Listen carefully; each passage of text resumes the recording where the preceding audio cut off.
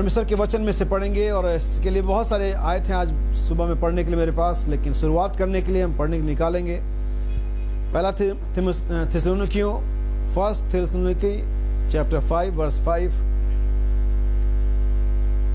पहला थिस्सलुनीकियों उसका 5वां अध्याय और उसकी 5वीं आयत में आप सभी के लिए पढ़ूंगा, और फिर बहुत सारी आयतें हैं जो हम बाद में पढ़ेंगे। इस प्रकार से यहाँ लिखा हुआ है,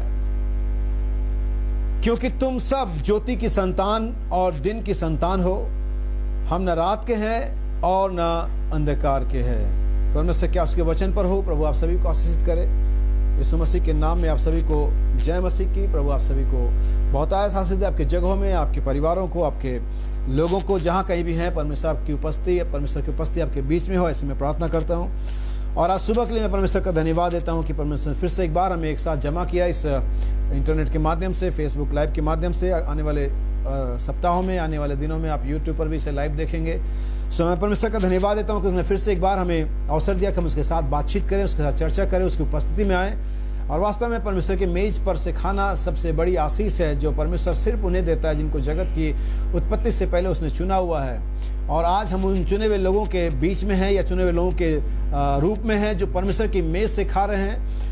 क्योंकि बाइबल इस प्रकार से बताती है, सारा भोजन आसन यानी कि जितने भी टेबल्स हैं, जो भी जहाँ पर से भी परमेश्वर का वचन आता है, बाइबल बताती है यशायाह नबी की किताब में कि सारे भोजन आसन, सारे टेबल, सारे पुलपिट, सारे चर्चेज, सारे प्रचार मंच गंदगी से भरे हुए हैं, मल और वमन से भरे हुए हैं। सारे प्रचार मंच पर वो बातें बताई जा रही हैं जिनका बाइबल से कोई ताल्लुक नहीं है, जिनसे आपका जीवन बच नहीं सकता, जिनसे आप रैप्चर में नहीं जा सकते। ठीक उसी तरह से पुराने दिनों के अंदर में वो फरीसी और शास्त्री उन तमाम रीति रिवाजों को मानते थे और उनका ये मानना था कि इसके द्वारा उनका उद्धार होता है। लेकिन परमेश्वर का धन्यवाद हो, आज हमारे पास एक ऐसी मेज है, एक ऐसा स्थान है जहां पर से सिर्फ उन लोगों को खाने के लिए अवसर मिलता है जिनको परमेश्वर ने जगत की उत्पत्ति से पहले चुना हुआ है। हम उस गुप्त मन्ने में से खा रहे हैं, हम उस सीक्रेट प्लेस में जमा हुए हैं, हम उस सीक्रेट रॉक पर खड़े हुए हैं, चट्टान पर खड़े हुए हैं, जहां से हम परमेश्वर को देख सकते हैं, जहां से हम परमेश्वर से रूबरू हो सकते हैं, जहां से हम परमेश्वर से बातचीत कर सकते हैं। परमेश्वर हमसे बातचीत कर सकता है। जैसे कि उसने मूसा को उस चट्टान पर खड़ा किया। जब मूसा ने कहा मैं तेरा रूप देखना चाहता हूं, मैं तेरा दर्शन करना चाहता हूं, मैं चाहता हूं कि मैं तेरे मुख का दर्शन करूं, परमेश्वर ने कहा ऐसा हो नहीं सकता, तो भी मेरे पास एक चट्टान है, तू उस चट्टान पर खड़ा हो जा, तब तू मुझे देख पाएगा। आज भी परमेश्वर के पास एक चट्टान है, परमेश्वर के पास एक सीक्रेट प्लेस, एक गुप्त स्थान है जहां से मैं और आप अगर चाहें, अगर हमारी इच्छा है तो परमेश्वर हमें दिखा सकता है अपने आप को। लेकिन इसके लिए हमारे अंदर में इच्छा होनी जरूरी है, इसके लिए हमें भूखा और प्यासा होना जरूरी है। क्योंकि तृप्त वे किए जाएंगे भूखे होंगे, तृप्त वे किए जाएंगे प्यासे होंगे, पवित्र आत्मा उन्हें मिलेगा जो मांगेंगे। वास्तव में तृप्त होना आशीषित बात है, भूखा होना आशीष का बात है। आज दुनिया में भूखा होना, आज अगर दुनिया के वर्तमान कंडीशन को देखें, आज दुनिया में भूखा होना एक श्राप की बात है, मौत का सवाल बन सकता है। लेकिन हमारे और आपके लिए भूखा होना आशीष का सबब बन जाता है, क्योंकि भूखे होते ही परमेश्वर हमसे वादा करता है कि तुम तृप्त किए जाओगे। लेकिन किसके भूखे? दुनिया के भूखे नहीं, दुनियावी भोजन के भूखे नहीं। यीशु मसीह ने कहा था कि उस भोजन के लिए परिश्रम मत करो जो जिसे तुम अनंत जीवन नहीं मिलता, जो नासमान है, लेकिन उस भोजन के लिए परिश्रम करो जो अनंत जीवन तक के लिए ठहरता है। और आज परमेश्वर का धन्यवाद देते हैं, आज हम परमेश्वर के मेज पर से खा रहे हैं। आप जानते हैं, मैं आपके साथ इसके लिए आपके विश्वास को बढ़ाऊं, मैं आपको बताना चाहता हूं, दुनिया के अंदर बहुत बड़े बड़े लोग हैं, क्रिकेटर हैं, हीरोइंस हैं, और पॉलिटिकल लोग हैं, नेता लोग हैं, प्रेसिडेंट हैं, प्राइम मिनिस्टर हैं, और भी बड़े बड़े लोग हैं जिनके साथ कभी कभी भोजन करने का टिकट देना पड़ता है। और अगर आप उनके साथ भोजन करना चाहते हैं तो आपको बहुत सारा रुपया देना पड़ता है, दाम चुकाना पड़ता है, तब कहीं जा करके आप उनकी पार्टी में उनके साथ शिरकत करते हैं। और वो भी शायद उनके प्लेट में नहीं, उनके मेज पर तो भी आप नहीं खा सकते, लेकिन उस पार्टी में आप होता है। और इसके लिए भी लोगों को पेमेंट करना पड़ता है, इसके लिए भी लोगों की जान पहचान की जरूरत होती है, इसके लिए भी बहुत सारा माथापच्ची करना पड़ता है। लेकिन परमेश्वर का नाम मुबारक हो, हम जिस मेज पर बुलाए गए हैं उस पर दुनिया का प्रेसिडेंट नहीं आ सकता। हम जिस मेज पर बुलाए गए उस पर ये हीरो हीरोइन जो तमाम तरह के गंदगी से दुनिया को भर रहे हैं, नबी कहता है हॉलीवुड जितना लोगों को अधोलोक में भेज रहा है उतना और कोई नहीं कर सकता। और उन सारे लोगों उस मेज पर जिसमें मैं और आप खा रहे हैं, कोई प्राइम मिनिस्टर, कोई प्रेसिडेंट नहीं खा सकता, कोई पॉलिटिकल व्यक्ति नहीं खा सकता, कोई एक्टर्स, कोई क्रिकेटर नहीं खा सकता। लेकिन परमेश्वर ने मुझे और आपको ये मौका दिया कि हम उसके पवित्र मेज पर से खाएं। उसने कहा वो धन्य जो धर्म के भूखे और प्यासे हैं, क्योंकि वो तृप्त किए जाएंगे। आज परमेश्वर अपने खुद के वचन से, जीवन की रोटी से मुझे और आपको तृप्त कर रहा है। इसके लिए मैं परमेश्वर का धन्यवाद देता हूँ। इससे पहले मैं आगे बढ़ूँ, मैं आपके लिए कुछ उत्साह के और विश्वास को बढ़ाने के लिए कुछ चीज़ें आपके लिए मैं पढ़ूंगा। और हम सब जानते हैं कि आज दुनिया अब किस प्रकार से कोविड-19 के वायरस से लड़ रही है, जूझ रही है। मैं नहीं कहता लड़ रही है, बल्कि हार गई है। लोगों ने हथियार डाल दिए हैं, लोग इससे हार मान चुके हैं। और नबी कहता है सबसे बुरी चीज़ जो शैतान हमें दे सकता है वो कैंसर नहीं है, वो बीमारी नहीं है, वो है डर, जिसके द्वारा शैतान हमें मरने से पहले ही मार देता है। और जब कोई व्यक्ति अपने मन में बात निश्चित कर लेता है कि वो बच नहीं सकता, तो फिर कोई उसे बचा नहीं सकता। क्योंकि बाइबल कहती है मनुष्य अपनी बीमारी में अपनी आत्मा के द्वारा संभलता है। ये लोग बच जाते, ये लोग संभल जाते, लेकिन चूंकि इन्होंने हार मान ली, इसलिए इनके पास कोई ऑप्शन नहीं है, कोई चारा नहीं है, ये मरने वाले हैं। सो नबी कहता है कि सबसे बुरी चीज जो शैतान हमें दे सकता है वो है डर। नबी कहता हो सकता है आप कैंसर से ना मरे, लेकिन अगर आपको कैंसर हो गया है तो वो डर आपको मार डालेगा, पहले इससे कि पहले कैंसर आपको मारे, इससे पहले कि शैतान हमें मारे, इससे पहले कि हम तमाम जगहों में जाएं, वो डर हमें मार देता है। लेकिन परमेश्वर का नाम मुबारक हो, परमेश्वर ने हमें डर का आत्मा नहीं दिया। बाइबल कहती है परमेश्वर ने हमें भय का आत्मा नहीं दिया, लेकिन हमें पुत्र का आत्मा दिया, ताकि हम उसके अब्बा और पिता कह करके प्रार्थना कर सके। यही सारी चीजें हमें सीखनी है। सो आज दुनिया इससे त्रस्त है, दुनिया से हार मान चुकी है, दुनिया के साथ जीने का प्लान कर रही है। कोरोना के साथ जीना पड़ेगा, लेकिन मैं और आप क्या प्लान कर रहे हैं मालूम है? मैं चाहता हूं कि आप प्लान अपना तय करें। मैं अपना प्लान आपको बताता हूं। मैं यीशु मसीह के साथ जीने का प्लान कर रहा हूं। मैं मिलेनियम में जीने का प्लान कर रहा हूं। मैं एक ऐसे राज्य में जीने का प्लान कर रहा हूं जहां पर मेमना और शेर एक साथ होंगे। मैं एक ऐसे राज्य में जीने का प्लान कर रहा हूं जहां पर छोटा बच्चा सांप के बिल में हाथ डाल सकता है। मैं एक ऐसे राज्य में जीने का प्लान कर रहा हूं जहां पर कोई सर दर्द फिर नहीं होगा, जहां पर कोई आंसू का बहना नहीं होगा, जहां पर फिर से आपको कोई एम्बुलेंस की सायरन सुनाई नहीं देगी, जहां पर कोई फिर से फ्यूनरल सर्विस नहीं होगी। मैं एक ऐसे राज्य में जीने का प्लान कर रहा हूं। लेकिन आज दुनिया कोरोना के साथ जीने का प्लान कर रही है। आज आपको प्लान करना है कि आप किसके साथ जिएंगे। आप कोरोना के साथ जिएंगे, या पाप के साथ जिएंगे, या मृत्यु के साथ जिएंगे, भय के साथ जिएंगे, या आप यीशु मसीह के साथ अनंत जीवन में जिएंगे। ये आपको प्लान करना है। इससे पहले मैं आगे बढ़ूं और नबी इस संदेश के अंदर में, जिसका नाम है द्वार के लिए कुंजी, the key to the door. अगर आप सभी लोगों ने इस संदेश को पढ़ा होगा, इसके बारे में मैंने पहली बहुत सारी बातें बताई हैं, अगर आपको याद होंगी। तो पहली चीज मैं बताना चाहता हूँ, जो की होती है, जिसको हम चाबी भी कहते हैं, वास्तव में की सिर्फ एक ताले के लिए चाबी ही नहीं होती है। की का जो सेंटेंस है, या जो इस शब्द की का जो मतलब होता है, इसका मतलब होता है उपाय, इसका मतलब होता है एक सोल्यूशन, इसका मतलब होता है एक रास्ता, एक ऐसी चीज जिसके द्वारा आपने किसी समस्या को समाधान निकाल दिया, उसको कहते हैं की। जैसे हमारे जब मैं थोड़ा बहुत जब भी मैंने पढ़ाई करी, तो वहाँ पर मैथ की किताब होती थी, उसके लास्ट में उन सारे सवालों की होती थी, जिसे हम कुंजी कहा करते थे, और उसमें सवालों के जवाब लिखे होते थे। और वहाँ पर आराम से जाकर के हम देखते थे कि लास्ट में जवाब क्या रहा, हम उसे टिप देते थे, भैया ये हो गया जवाब। लेकिन जब उसको सॉल्व करने की बात आती कि आखिर ये जवाब आया कैसे, तो फिर हमारे पास कुछ भी नहीं था, विशेष करके मेरे पास। लेकिन परमेश्वर का नबी कहता है कि जो की होती है, वो किसी भी डोर के लिए, किसी भी प्रॉब्लम के लिए, किसी भी ऐसी बात के लिए जो हमारे सामने खड़ी है, उसका एक सोल्यूशन होता है, उससे निकलने का एक रास्ता होता है, इसे हम कहते हैं की।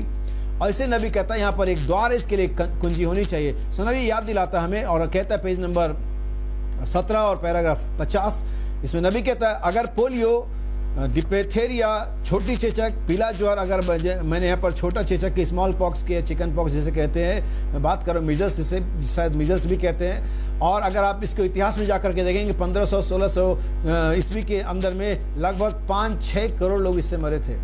1918 में जो स्पेनिश फ्लू आते थे, येलो फीवर भी कहते हैं, जिससे लगभग पूरी दुनिया में 10 से 15 करोड़ मरे थे। इंडिया के अंदर ही 6 करोड़ लोग मरे थे। कोविड-19 इन सारी बीमारियों का जो पीछे जा चुकी हैं, अभी कुछ भी नहीं है, अभी फिलहाल कुछ नहीं है। आने वाले समय में कहाँ तक जाएगा मुझे नहीं मालूम, लेकिन अभी तक उसका 5% में भी नहीं है।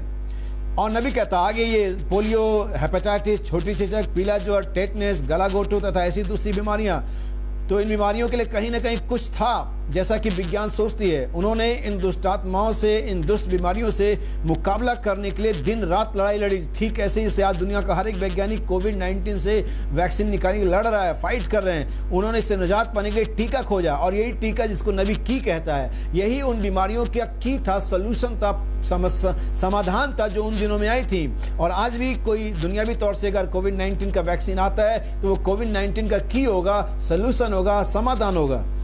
नजात पाने के लिए टीका खोजा, क्योंकि वह दुष्ट थी, वह एक मारने वाली बीमारी थी। तो फिर उस मनुष्य के द्वारा, उस मनुष्य के उद्धार के लिए कुंजी कितनी ज्यादा होगी। नबी यहाँ पर कहता है उन सारी बीमारियों से लड़ने के लिए उन लोगों ने लड़ाइयाँ लड़ी और उन्होंने उस दुष्ट आत्मा को मारने के लिए एक सलूशन ढूंढा। और जो लोगों को मार रही थी, चाहे चेचक हो, चाहे हेपेटाइटिस हो, चाहे मिजल्स हो, चाहे टीबी हो, चाहे पोलियो हो, इससे लोग मर रहे थे। और वैज्ञानिकों ने इससे लड़ने के लिए दवाइयाँ खोजी, वैक्सीन निकाले, जिसको हमने की कहा। और तब जब सारी दुनिया इससे मर रही थी, उसके बावजूद अगर चेचक पी लिया या हेपेटाइटिस या कुछ भी आपको नहीं, फिर भी आप मरते हैं। यानी कि एक और बीमारी है जो कि प्रॉपर है, जिसको मैं ऐसे कहता हूं कि जब आप पैदा होते हैं, आप डेथ के प्रीपेड रिचार्ज के साथ पैदा होते हैं। ऐसा बाइबल के अकॉर्डिंग मैं बता रहा हूं। आप हो सकते हैं लैंग्वेज मॉडर्न हो, आधुनिक हो, क्योंकि आप इसी लैंग्वेज में समझेंगे हम डेथ के प्रीपेड रिचार्ज के साथ पैदा होते हैं और ये एक दिन ये प्रीपेड खत्म हो जाता है। बाइबल इब्रानियों के 9 अध्याय के 27वीं आयत में कहती है, इसी प्रकार शरीर मनुष्य का पैदा होना और उसके बाद मरना और न्याय का होना नियुक्त है। ये तय है, ये प्रीपेड है। हालेलुया, इस बात को समझिएगा। तो नबी कहता है कि और जब ये बीमारियां लोगों को मार रही थी, और हो सकता है आप में से या बहुत सारे लोग इन बीमारियों से ना मरे हो, तो अभी वे लोग मौत से मर गए, तो अभी वे लोग पाप में मर गए। तब परमेश्वर ने उस पाप से बचने के लिए एक टीका निकाला, एक वैक्सीन इजाद किया, और उस वैक्सीन का नाम था प्रभु यीशु मसीह। और जितनों ने उस वैक्सीन को लिया वे मृत्यु से पार हो गए हैं। जितनों ने उससे वैक्सीनेशन कराया, उनमें अब मृत्यु का कोई जोर नहीं है, बल्कि उस यीशु मसीह ने अर्थात वचन ने उस मृत्यु के कीटाणु पर, जर्म्स पर विजय पा ली है। बाइबल कहती है, मौत तेरा डंक कहाँ रहा और हे कब्र तेरी विजय कहाँ रही। क्या हमारे प्रभु यीशु मसीह ने इस बीमारी पर जय नहीं पाई? यस, उसने जय पाई है।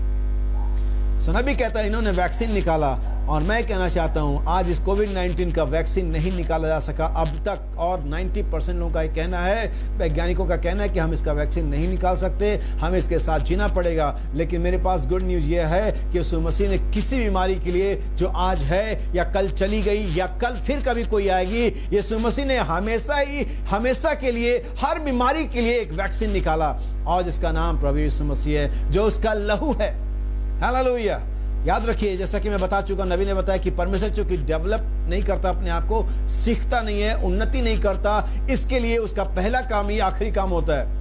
इसके लिए उसका पहला इलाज ही हमेशा का इलाज होता है। इसके लिए उसको बार बार इलाज लिखने की जरूरत नहीं होती है। नबी कहता, उद्धार के लिए डॉक्टर पीटर ने day of Pentecost eternal prescription लिखा, एक अनंतकालीन नुस्खा लिखा, और लिखा जो कोई भी पापी हो मन फिराए, पश्चाताप करे और प्रभु यीशु मसीह के नाम से बपतिस्मा ले, तो पवित्र आत्मा का दान पाएगा। ये इटर्नल प्रिस्क्रिप्शन है। और जब भी कोई आएगा जो पापी होगा, जो उद्धार चाहेगा, उसे यही दवाई लेनी पड़ेगी। इस बाइबल के अंदर में पाप से बचने के लिए कोई दूसरा वैक्सीन नहीं है, क्योंकि परमेश्वर दूसरा वैक्सीन नहीं बनाता। दूसरा वो लोग बनाते हैं, सेकंड वो लोग बनाते हैं जिनका फर्स्ट फेल हो जाता है, और परमेश्वर का पहला ही आखिरी होता है, क्योंकि परमेश्वर खुद पहला और आखिरी है। इसका पहला वैक्सीन, पहला इलाज, पहला तरीका, पहला रास्ता ही सही रास्ता है। नबी कहता, परमेश्वर ने आदम में दुश्मन जो सबसे ताकतवर आ सकता था मनुष्य के खिलाफ, जो कि लूसीफर था, शैतान था, उससे लड़ने के लिए परमेश्वर ने अपने बेटे और बेटियों को जो पहला हथियार दिया, वही आज तक है। परमेश्वर ने उस हथियार में कभी रद्दो बदल नहीं करा, कभी उसको अल्टर नहीं किया, कभी उसको चेंज नहीं किया, कि वचन के अलावा कोई हथियार न तो कभी था, न आज है और न कभी कल होगा। परमेश्वर के वचन के द्वारा ही शैतान को कभी भी, कहीं भी और किसी भी परिस्थिति में हराया जा सकता है। So we have a one vaccine, that's the name Jesus Christ.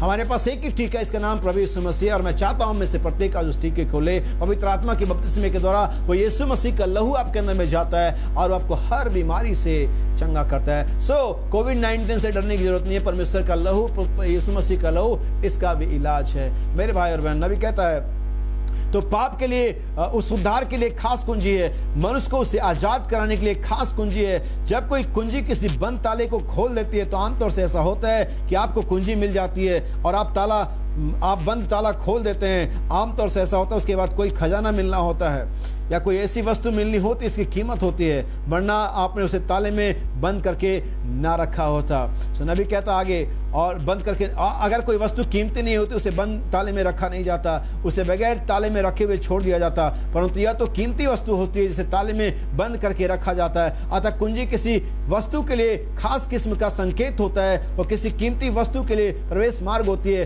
कुंजी इसी काम के लिए होती है। अब देखिए, किसी उस तालाबंद वस्तु को खोलती है जो कि कीमती है। याद रखिए, हमारा जो जीवन था वो परमेश्वर के लिए कीमती था। इसलिए चूंकि शैतान ने उसे कैद में डाल दिया और चाबी अपने हाथ में ले ली, और हम सबको कैद में डालता गया, चाहे वो यूहन्ना हो, चाहे वो अब्राहम हो, चाहे वो दाऊद हो, और चाहे वो कोई और भी क्यों ना हो। उसने मारा, उसे डाल दिया, अधोलोक में डाल दिया उसने, और द्वार को बंद किया और कुंजी उसके हाथ में रखी। लेकिन आप जानते क्या हुआ? डे ऑफ पेंटेकोस्ट, यीशु मसीह आया, उसने मौत पर दाम चुकाया और उस वैक्सीन को उन सारे लोगों के लिए दिया जो कभी पहले आए थे, जो कभी फिर आएंगे। उन सब के लिए एक ही लहू बहाया। बाइबल इब्रानियों की पत्री में कहती है उसने एक ही बलिदान के द्वारा उनको जब विश्वास करते इटर्नल रिडेम्पशन यानी अनंतकालीन छुटकारा प्रदान किया, और उसने लहू को बहा करके नीचे अधोलोक में प्रवेश किया, शैतान के हाथ से उस कुंजी को छीन लिया और सबको आजाद किया। उसने अपने कीमती अब्राहम को, दाऊद को, तमाम अय्यूब को, उनको आजाद कर दिया, और आज भी वो कुंजी रखता है। बाइबल कहती मत डर, मैं मर गया था और अब जीवित हूं, और अधोलोक और मृत्युलोक की कुंजियां मेरे ही पास हैं। हालेलुया। यकीनन मुझे कोविड-19 से या किसी भी वायरस से, किसी बीमारी से, परेशानी से डरने की जरूरत नहीं है, क्योंकि मेरे प्रभु के पास उस हर बीमारी के लिए एक इलाज है, एक वैक्सीन है, उसके पास की है। और मैं धन्यवाद देता हूं कि आज वो कुंजी मेरे और आप पर प्रकट की गई है। परमेश्वर का नाम मुबारक हो। हालेलुया। और आज का जो संदेश है, जिसके बारे में आज शाम को मैं सुबह में बातचीत करूंगा, वो संदेश है हम ज्योति की संतान हैं। We are the sons and daughters of light, the light of God। हम परमेश्वर की ज्योति की संतान है। इसीलिए मैंने थिस्सलुनीकियों 5 उसके 5वें अध्याय की 5वीं आयत को मैं पढ़ता हूं। सो यहां लिखा हुआ है, मैं फिर से याद दिलाता हूं, और बहुत सारी बातें हम इसके बारे में देखेंगे। क्योंकि तुम सब ज्योति की संतान और दिन की संतान हो, हम न रात के हैं न अंधकार के। यहां पर दिन और ज्योति को दो अलग अलग चीजों में दर्शाया गया है, यानी कि दिन एक अलग चीज, यह एक अलग महत्व को दर्शाता है, एक अलग विचार को दर्शाता है, और ज्योति यानी कि जो लाइट है वो एक अलग विचार को या अर्थ को दर्शाती है। रात अलग चीज को दर्शाता है और अंधकार दूसरे चीज को दर्शाता है। इसके लिए बाइबल के अंदर में हम जाएंगे और हम पढ़ेंगे यूहन्ना का सुसमाचार 1 अध्याय। बहुत महत्वपूर्ण है कि आज इस पर हम चर्चा करें, बातचीत करेंगे। Gospel of John chapter 1 verse 4 and 5, 4 और 5वीं आयत पढ़ते हैं हम। In him was life, and the life was the light of man, and the light shineth in the darkness, and the darkness comprehended it not। फिर से एक बार। In him was the light, उसमें ज्योति थी, उसमें जीवन था। In him was life, उसमें जीवन था, और वो लाइफ, वो जो जीवन जो उसमें था, किसकी बात करी जा रही है? वो उसमें सब मतलब है वचन में, वह जो परमेश्वर में सर्वप्रथम परमेश्वर में से प्रकट हुआ बाहर आया, logos, word, son of God जिसे हम कहते हैं, जो एलोहिम परमेश्वर में से बाहर आए और दृश्य रूप में आया, तो वो था वचन, लोगोस, और उस लोगोस में जीवन था, और वह जीवन मनुष्यों की ज्योति थी।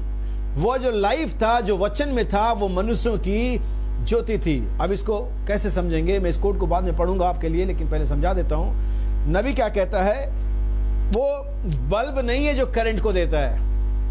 आप बहुत सारे बल्ब को रख सकते हैं दुकानों के अंदर में, आप बहुत सारे CFL, हो सकता है बहुत सारे लोग बल्ब ना समझा, नए जमाने के बच्चे, लड़के, लेकिन हमारे पास बल्ब हुआ करता था पुराने दिनों के, जो पीले रंग का प्रकाश बिखेरता था। अभी CFL LED आ गई है जो व्हाइट कलर की देती है प्रकाश को। लेकिन वो बल्ब जो होता है वो अपने आप में इटसेल्फ नॉट साइन, वो अपने आप में उजाला नहीं दे सकता है। बल्ब उजाला नहीं देता, लेकिन बल्ब के अंदर में करंट होता है जो उस उजाले को बल्ब के थ्रू बाहर लेकर के आता है। यही वजह है कि आज इस वैज्ञानिक युग में बहुत सारे लोग, नॉर्मल लोग, जेम्स फ्रैंकलिन को नहीं जानते, 90% लोग थॉमस एडिसन को जानते हैं, क्योंकि थॉमस एडिसन वो था जो बल्ब को लेकर के आया, जिससे उजियाला बाहर निकला। लेकिन जेम्स फ्रैंकलिन वो था जिसने करंट को खोजा था, जिसने उस ऊर्जा को खोजा था जिसके द्वारा बल्ब उजाला दे सके। अगर मैं इस दोनों के संदर्भ में बात करूं तो यहां पर लिखा, और उसमें जीवन था, ये करंट था, ये विद्युत था, ये पावर था, उसमें जीवन था। लेकिन जो डेमोन्स्ट्रेट हुआ, ये जो प्रदर्शित हुआ, ये मनुष्य के द्वारा हुआ। एक मनुष्य जगत में आ पहुंचा, और वो उस मनुष्य ने, जिसका नाम यीशु था, उसने कहा, I am the light of the world.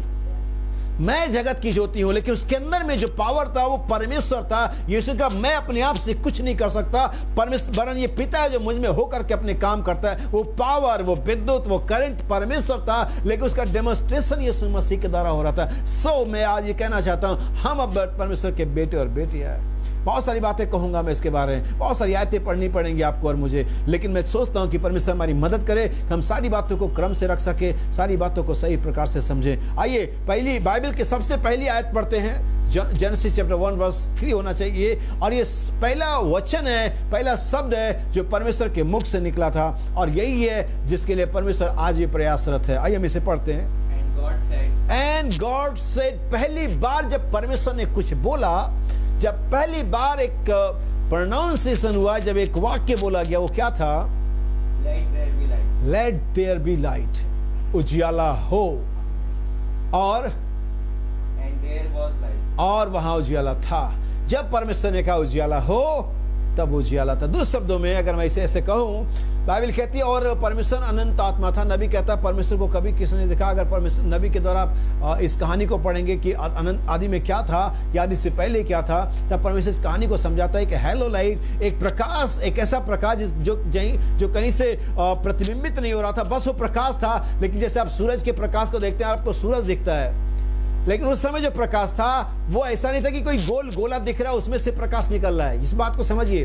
ठीक है, ऐसा प्रकाश था जब सूरज निकलने वाला होता है, लगभग सुबह, आजकल शायद 5 बजे ही, हम सब जानते हैं जब सुबह 5 बजे या 4:30 बजे एक प्रकाश आने लगता है और अंधकार मिट जाता है, अंधकार सेपरेट होने लगता है या सिमटने लगता है और उजियाला आने लगता है। सूरज अभी निकला नहीं तो भी आप जानते हैं कि प्रकाश है, यानी कि एक प्रकाश है, लेकिन वो कहां से आ रहा है नहीं दिख रहा है, वो जो आ रहा है वो नहीं दिख रहा है। ऐसे ही आदि इससे पहले था, परमेश्वर जो अगम में ज्योति था वहां पर था, लेकिन ऐसा नहीं कि किसी गोल गोले की तरह उसमें से प्रकाश निकल रहा था। वहां पर बस प्रकाश था, दिखने के लिए कुछ भी नहीं था।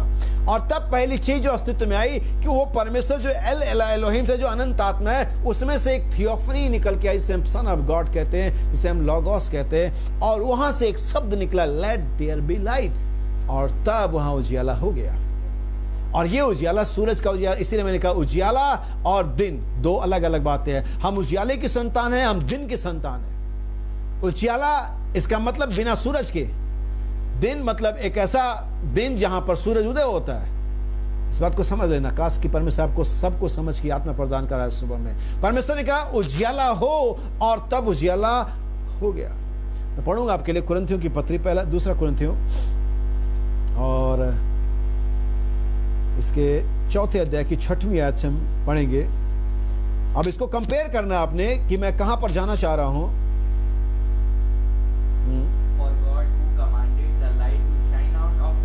और परमेश्वर इसने कहा कि अंधकार में उजियाला चमके।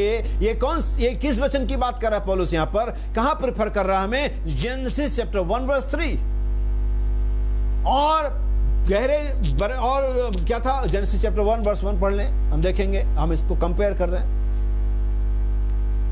Verse 1, In the beginning God created the heaven and the earth, and the earth was without form and void, and darkness was upon the face of। अब देखिए बाइबल क्या कहती है। डार्कनेस, एक अंधियारा उस पृथ्वी के ऊपर मंडरा रहा था।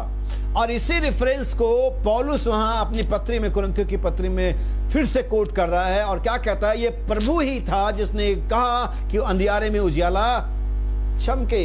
लेकिन आइए हम अगली लाइन देखें, वहां पर क्या लिखा हुआ है। वो कुरिन्थियों की पत्री had shined in our hearts। फिर से एक बार पढ़ें दोबारा। For God who commanded the light to shine out of darkness had shined in our hearts। और परमेश्वर ने कहा अंधियारे में उजियाला चमके। वही उजियाला हमारे हृदय में चमका। कौन सा उजियाला? Same spoken word light, same light of the life. वही उजियाला जिसके बारे में यूहन्ना का सुसमाचार के पहले अध्याय की 3री और 4th और 5वीं आयत में यूहन्ना कहता है, और उसमें जीवन था। किसमें? उस वचन के अंदर में, उस लोगोस में जीवन था, और वो जीवन मनुष्यों की ज्योति थी। क्या यही वजह नहीं थी यीशु मसीह ने मत्ती के सुसमाचार 5वें अध्याय के अंदर में कहा, उसी प्रकार तुम्हारा उजियाला? कौन सा उजियाला? वो जो लाइफ ऑफ गॉड है वो वाला उजियाला, वो जो लाइफ ऑफ वर्ड है वो वाला उजियाला, वो जो लाइफ ऑफ लोगोस है वो वाला उजियाला तुम्हारे अंदर में चमकना चाहिए। हम सिर्फ एक बल्ब बल्ब हैं, हम सिर्फ एक डेमोन्स्ट्रेशन करने वाले एक इंस्ट्रूमेंट हैं, लेकिन वो करंट, वो पावर कौन है? वो परमेश्वर है। वो लाइफ कौन है? वो परमेश्वर का है। ये नबी कहता है विदाउट गॉड्स लाइफ, परमेश्वर के जीवन के बिना किसी के पास इटर्नल लाइफ नहीं हो सकता है। वही एकमात्र अनंत जीवन का स्रोत है। अगर आपके पास परमेश्वर का जीवन है, then you have eternal life. अगर आपके पास जीवन है, सिर्फ परमेश्वर का जीवन नहीं, आप एक दिन समाप्त हो जाएंगे। जैसा कि मैंने कहा, हम मृत्यु के प्रीपेड रिचार्ज के साथ पैदा होते हैं और हम हर दिन हर मिनट उसे खर्च कर रहे होते हैं, और किसी एक दिन हमारा रिचार्ज खत्म हो जाएगा और हमें जाना पड़ेगा। परमेश्वर का नाम मुबारक हो। यीशु मसीह ने आकर के सारा दाम चुका दिया, पोस्ट पेड कनेक्शन कर दिया, हमारा सारा दाम चुका दिया, और अब हमें कहा तुम बस जीवित हो, इसलिए कि मैं जीवित हूं, तुम भी जीवित हो। आइए हम पढ़ें जकरिया नबी की किताब, उसका 14 अध्याय, उसकी 6वीं आयत पढ़ेंगे। मैं आपको लेकर के जाऊंगा आगे, हो सकता है हमें 1-2 घंटा लग जाए। जकरिया 14:6। And it shall come to pass in that day that the light shall not be clear nor dark. और वहां पर एक ऐसा समय होगा, एक ऐसा दिन होगा जहां ना उजियाला होगा ना अंधियारा होगा। सुनिए, But it shall be one day which shall be known to the Lord, not day nor night. प्रभु ही जानता है, ना दिन होगी ना रात होगी। But it shall come to pass that at evening time it shall be light. और वहां शाम के समय कुछ उजियाला होगा। अब यहाँ पर जिस उजियाले के बारे में, पहली बात तो हम उजियाला को जानना, उजियाला क्या चीज है। पहली चीज जो हमें समझना है, उजियाला क्या है, लाइट क्या है। लाइट लाइफ को लेकर के आने वाली एक सोर्स है, जिसके द्वारा लाइफ आता है, इसके द्वारा जीवन आता है। लाइट लाइफ का रिप्रेजेंटेशन है, या उसको सूचित करती है, उसका दिखाती है कि जीवन यहां पर आएगा। लाइट लाइफ को लेकर के आती है। Lights bring life. जब उजियाला होता है तभी जीवन आता है। लाइट उजियाले जीवन को लेकर के आती है, लाइट आनंद को लेकर के आती है। लाइट जो लेकर के आती है, प्रॉपर तरीके से हमें क्या करना है, कैसे करना है, हमारे लिए एक प्रॉपर जीवन लेकर के आती है। अगर आपके घर में अंधियारा हो तो आप नहीं जानते कि कैसे और क्या करना है। जब तक इलेक्ट्रिसिटी का आविष्कार नहीं हुआ था, जब तक थॉमस एडिसन ने बल्ब नहीं बनाया था, उससे पहले जब और भी लाइट्स नहीं बने थे, तब जीवन कैसा रहा होगा आप सिर्फ कल्पना कर सकते हैं। लेकिन जब से लाइट्स हमें मिल गई, जब से हमें रात को उजियाला मिल गया, हमारे काम के जो घंटे वो बढ़ गए, हम और ज्यादा उन्नति करने लगे। क्या हो अगर हमें और ज्यादा लाइट मिले, जितनी लाइट हमें अभी मिल रही संदेश के अंदर में। ये वजह है कि हर दिन जो लाइट, जो परमेश्वर के वचन का उजियाला है, और साइनिंग और साइनिंग और साइनिंग करता चला जा रहा है, ताकि हम और बेहतर मसीह बन सके। पहले युग से लेकर के दूसरे युग में जो लाइट था, जो उजियाला था, और ऊंचा गया। उसके बाद तीसरे युग में और ऊंचा प्रकाश था, और ज्यादा प्रकाश था। 5वें 6वें में और ज्यादा प्रकाश था। लेकिन हम अगर 7वें में देखें तो कहती है परमेश्वर 8वां का प्रकाश एक ही दिन में डाल रहा है। अब सारे 7 युगों का जो प्रकाश था, संदेश था, जो वचन था, जो जीवन था, सब एक युग में आकर के ये एक द लाइट का निर्माण कर रही है, जो कि यीशु मसीह का रिप्रेजेंटेशन है। इसको आप कैसे समझेंगे, इसे मैं कैसे समझूंगा? मैं आपके लिए कोट पढ़ूंगा। पवित्र आत्मा, एक संदेश है नबी का, पवित्र आत्मा, और संदेश में से मैं आपके लिए पढ़ूंगा। आपको ध्यान से समझना है इस चीज को। अगर आप इसे समझ नहीं पाएंगे तो फिर मुश्किल हो जाएगी आपके लिए। सुनिए, पेज नंबर 32, पेज 33। जैसा कि मैंने बताया कि वो उजियाला और उजियाला और ज्यादा उजियाला होता चला गया। नबी कहता है, प्रिय भाई, मैं इसके विरुद्ध नहीं हूं, मुझे इस बात की अनुभूति है, टेप हो रहा है। नबी क्या कहता है? मुझे इस बात, मैं जानता हूं कि टेप हो रहा है, और वही टेप मैं आपके लिए पढ़ रहा हूं। यह ठीक है कि आप उसी कलीसिया के सदस्य हैं जिसकी आपकी माँ है, लेकिन सुनिए, आपकी माँ किसी एक उजियाले में चली और आप किसी दूसरे उजियाले में चल रहे हैं। अब मैं इसे ऐसे बताता हूं, इसीलिए मैंने कहा कि हर युग के बाद उजियाला और बढ़ता चला गया। आप कहेंगे भाई ऐसा कैसे है? ऐसा ऐसे है कि मैं आपको बाइबल में सही दिखाऊंगा। पहला कुरिन्थियों, शायद दूसरा कुरिन्थियों ये, और इसका 3रा अध्याय और इसकी 9वीं और 10वीं और 11वीं आयत पढ़ते हैं। दूसरा कुरिन्थियों 3 अध्याय 9वीं और 10वीं और 11वीं आयत पढ़ रहा हूं मैं आपके लिए। और वह जो तेजोमय था had no glory in this respect, और उसके सामने कोई तेजोमय न ठहरा, by reason of the और ये उस तेजोमय से बढ़कर के कुछ तेजोमय न ठहरा। हाँ, For if that which is done away was glorious, अगर वो ज्यादा महिमा में था much more that which remained is glorious. तो वो और ज्यादा तेजोमय क्यों ना होगा जो स्थिर रहेगा। वह तेज जो घटता जाता था तेजोमय था, तो वह और ज्यादा तेजोमय क्यों ना रहेगा जो स्थिर रहेगा। यानी कि मूसा के चेहरे पर जो तेज था वो क्या होता जाता था, तब वो क्या था, तेजोमय था। अब आइए हम इसके पढ़ेंगे, ठीक है। इसके ठीक है, हम इसके 8वीं आयत को पढ़ते हैं। How shall not the ministration of the Spirit be rather glorious? For if the ministration of condemnation of be glory, much more does the ministration of righteousness. अब यहाँ पर नबी बाइबल इस चीज को सिखा रही है कि जो मूसा के चेहरे पर तेज था, जो दोषी ठहराने वाली भाषा थी, वो इतनी तेज थी कि इजरायलियों को मूसा को अपने चेहरे पर पर्दा डालना पड़ा। और तब बाइबल कहती है वो घटता भी जाता था। लेकिन जब मसीह के चेहरे से जो तेज आ रहा है, जो दोषी ठहराना नहीं है, और ये तेज क्या है, ये बढ़ता जाता है, तो ये और ज्यादा तेजोमय क्यों ना होगी। यानी हमारे पास एक ऐसा उजाला है, एक ऐसा लाइट है जो इंक्रीज कर रहा है, जो बढ़ रहा है। हालेलुया। इसके लिए नबी इस कोड को पढ़ रहे हैं। यहाँ पर नबी कहता है, याद रखिए आपकी माँ किसी और उजियाले में चली थी, लेकिन ये कोई और उजियाला है। नबी कहता है यहाँ पर, लेकिन सुनिए, आपकी माँ किसी एक उजियाले में चली थी, आप किसी दूसरे उजियाले में चल रहे हैं। वे जब यीशु आया था वे मूसा के उजियाले में चल रहे थे, लेकिन यीशु चाहता था कि वो उसके उजियाले में चले, क्योंकि मूसा का उजियाला घटता चले जाने वाला था, लेकिन यीशु मसीह का उजियाला बढ़ता चला जाने वाला था। सो नबी कहता वो किसी उजियाले में थी और वो दूसरे उजियाले में थे। आगे नबी कहता, लास्ट 4 लाइनें, लूथर किसी एक उजियाले में चला, वेस्ली किसी दूसरे उजियाले में चला, और जिस उजियाले में वेस्ली चला उससे भिन्न उजियाले में पेंटिकोस्टल कलीसिया चली। परंतु आज हम उससे कहीं अधिक ऊंचाई पर चल रहे हैं। यानी कि नबी के पास जो उजियाला था वो वेस्ली या पेंटिकोस्टल या लूथर से भी ज्यादा उजियाला था। अगर हम इसे ऐसे कहें तो वैसे लूथर के पास जो उजियाला था वो कैथोलिक से बेहतर था, तो वेस्ली के पास जो उजियाला था वो लूथर से बेहतर था। पेंटिकोस्टल के बाद जो उजियाला था वो वेस्लियन से बेहतर था, और मलाकी 4 जब आया तो उसके बाद जो उजियाला था वो पेंटिकोस्टल उजियाले से बेहतर या बढ़ करके था।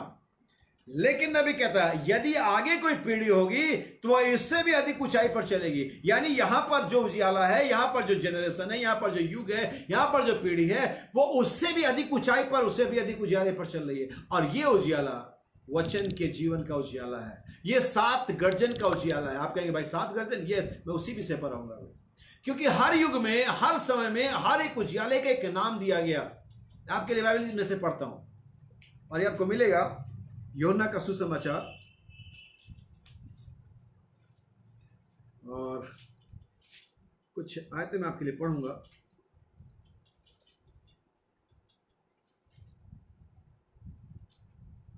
Chapter 5, gospel of John chapter 5 verse 33 बल्कि 34 से पढ़ेंगे हम। यूहन्ना का सुसमाचार 5 अध्याय और उसकी 34वीं आयत से पढ़ेंगे, इसलिए कि मैं बता रहा हूं कि हर एक युग का अपना समय, अपना उजियाला होता है। इसलिए मैंने कि we walk in the light, such a beautiful light. हम उजियाले में चल रहे हैं, एक शानदार, एक अद्भुत उजियाले में चल रहे हैं। हर व्यक्ति का, हर बिलीवर का, हर युग का एक उजियाला होता है। सुनिए, But I receive not testimony from man. मैं मनुष्य से गवाही नहीं चाहता, But these things I say that you might be saved. और जो बातें मैंने कही है इसलिए मैं तुम्हें उद्धार मिले। He was a burning and shining light. और सुनिए किसके लिए बारे में बात कर रहा है। अगर आप पढ़ेंगे, इसका हेडिंग पढ़ेंगे तो यूहन्ना के विषय में है, और वो किसके लिए कह रहा है, यूहन्ना के विषय में कह रहा है। ही वॉज, फिर से पढ़ेंगे verse 35, He was a burning and shining light. और वो एक जलता हुआ, चमकता हुआ उजियाला था, And you were willing for season to rejoice. और in एक his light. सीजन में, एक मौसम जो उसका मौसम था, तुम्हें उस मौसम में उसके उजियाले में चलना अच्छा लगा। सुनिए, But I have greater witness than that. और यहाँ हम ये भी कह सकते हैं, यहां पर जो मैं हूं या जो मेरे पास है उससे बड़ा उजियाला है या गवाही है। सुनिए ध्यान से, बस करें। यीशु कहता है यूहन्ना एक चमकता और जलता हुआ दीपक था या उजियाला था, और तुम्हें कुछ समय के लिए, सीजन यानी हर एक उजियाले का एक सीजन है। अगर मैं कहूं तो मूसा अपने समय का उजियाला था, अगर मैं कहूं तो यूसुफ अपने समय का उजियाला था, अब्राहम अपने समय का उजियाला था, डेविड अपने समय का उजियाला था, और वैसे यूहन्ना जॉन द बैप्टिस्ट अपने समय का उजियाला था। और कुछ समय के लिए, फॉर सर्टेन सीजन के लिए उनको उस उजियाले में चलना अच्छा लगा। लेकिन जब यीशु आया तो उन्होंने कहा I am the light of the world. मूसा जगत का उजियाला नहीं था, मूसा उस समय का उजियाला था जब मूसा था।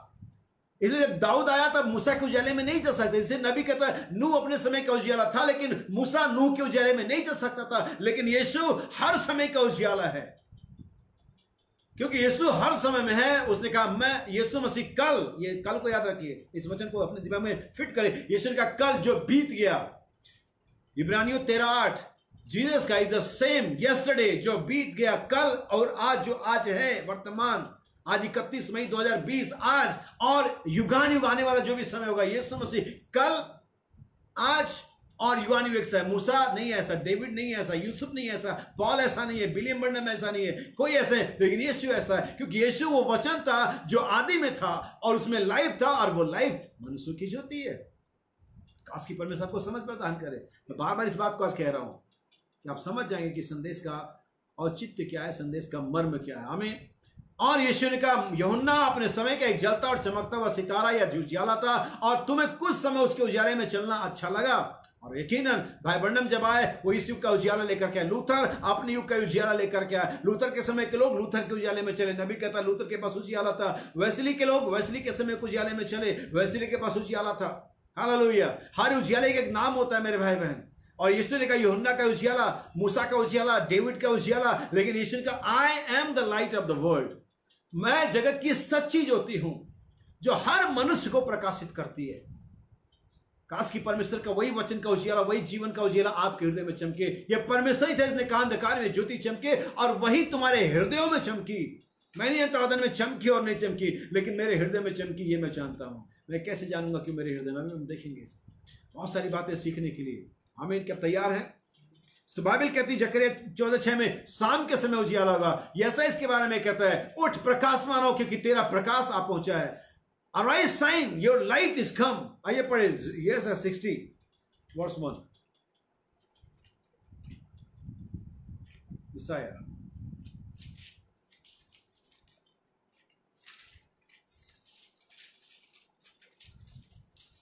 60 वर्स 1।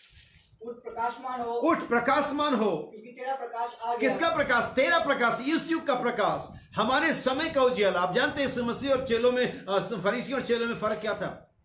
या उस धनवान शासक में जो यीशु मसीह को अनंत जीवन पाने आया था, उसमें फरीसी वो और फरीसी एक ही समान थे, और चेलों में फर्क क्या था? फरीसी मूसा के उजियाले में चल रहे थे, लेकिन चेले यीशु मसीह के उजियाले में चल रहे थे। चेले वर्तमान समय के उजियाले में चल रहे थे।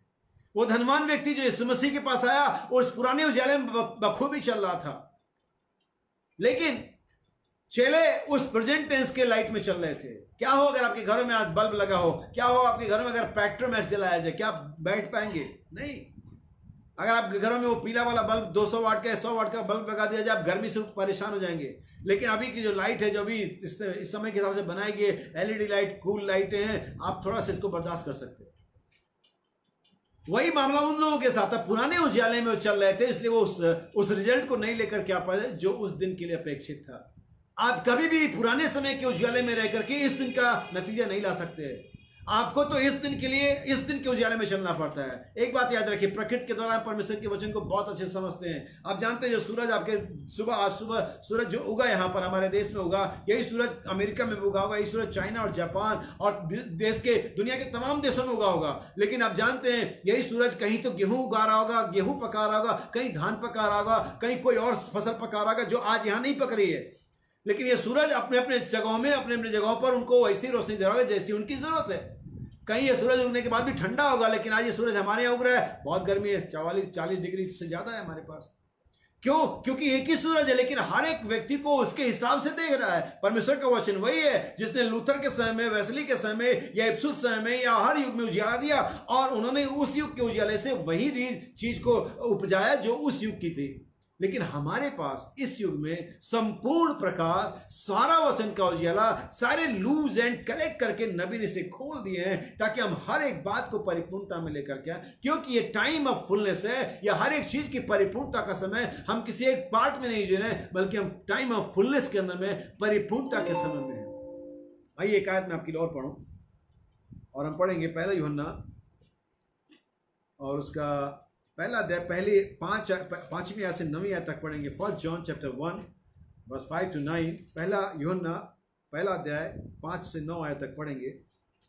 This then is the message which we have heard of him और ये वो संदेश है जो हमने उसे सुना है, and declare unto you और that तुम्हारे लिए से हम डिक्लेयर कर रहे हैं, God is light, God is light, light, and in him is no darkness at all. God is light, और उसमें कुछ अंधकार नहीं है। अब अभी चीजें अगर आप इसको मिलाएंगे यूहन्ना के सुसमाचार से और तमाम जगहों से, तो ये चीजें बिल्कुल साफ होती चली जाएंगी। परमेश्वर उजियाला है और उसमें कुछ अंधकार नहीं है। याद रखिए, अगर आपके अंदर में कुछ भी अंधकार है तो अभी भी परमेश्वर का लाइफ आप में नहीं है, क्योंकि परमेश्वर उजियाला, उसमें कुछ भी अंधकार नहीं है। आगे पढ़ते हैं। If we say that we have fellowship with him, और अगर हम ये कहें हमारी सहभागिता उसके साथ है, उसके साथ से मतलब लाइट, क्योंकि तुम अंधकार के संतान, ये दो संतानें बाइबल के अंदर में, अंधकार के संतान और ज्योति के संतान।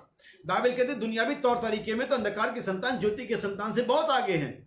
उनकी समझ, उनकी टेक्नोलॉजी, उनका वाक्पटुता, उनकी तमाम चीजें हमारे जैसे लोगों से बहुत आगे हैं। वो हम उनके आगे दुनियावी तरीके से कहीं नहीं ठहरते। लेकिन अगर उसे में उल्टा कर दें तो आत्मिक तरीके से भी हमारे आगे कहीं नहीं ठहरते। तो दो संतानें हैं, sons of darkness, sons of light, अंधकार की संतान और उजियाले की संतान। आज हमें डिसाइड करना है कि हम किसकी संतान है।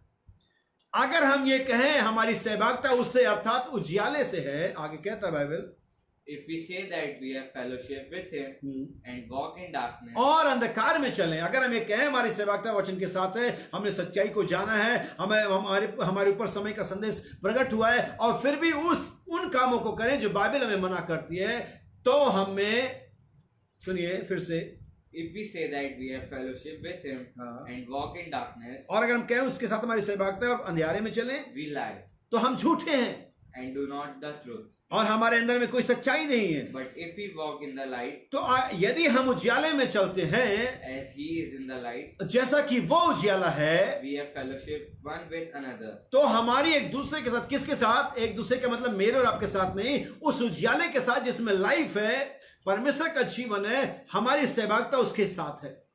अगर हम उजियाले में चले, आमीन, और अगर हम अंधकार में चलते तो हमें कोई सच्चाई नहीं है। और आगे बाइबल क्या कहती है? And the blood of Jesus Christ, और his son, तब यीशु मसीह जो परमेश्वर के पुत्र का लहू cleanses us from all sin. और हमारे सारे अपराधों से हमें क्या करता है?